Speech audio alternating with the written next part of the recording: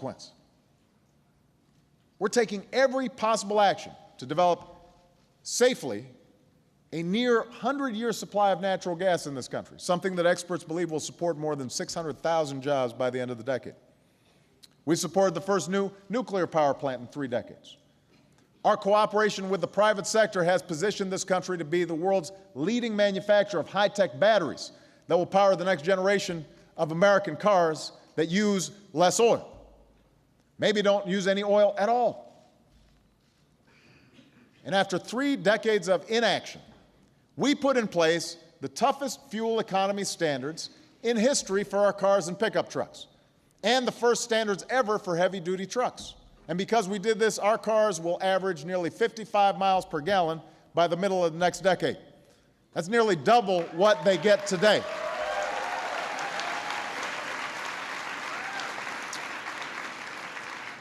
Now, I remember what it was like as a student. You guys probably have one of those old beaters. Who knows what kind of mileage you guys get? I can tell you some stories about the cars I had. I bought one for $500. But you know, by the middle of the next decade, you guys are going to be buying some new cars, hopefully sooner than that. And that means you'll be able to fill up your car every 2 weeks instead of every week, something that over time will save the typical family more than $8,000 at the pump. And it means this country will reduce our oil consumption by more than 2 million barrels a day. That's not only good for your pocketbook, that's good for the environment.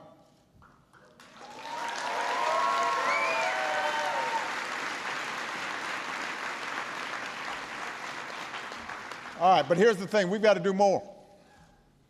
We've got to act even faster. We have to keep investing in the development of every available source of American-made energy. And this is a question of where our priorities are. This is a choice that we face. Now, first of all, while there are no silver bullets short-term when it comes to gas prices, and anybody who says otherwise isn't telling the truth, I have directed my administration to look for every single area where we can make an impact and help consumers in the months ahead, from permitting to delivery bottlenecks to what's going on in the oil markets. We're going to look at every single aspect of gas prices because we know the burden that it's putting on consumers.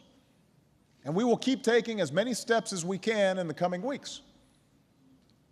That's short term, but over the long term, an all of the above energy strategy requires us having the right priorities. We've got to have the right incentives in place.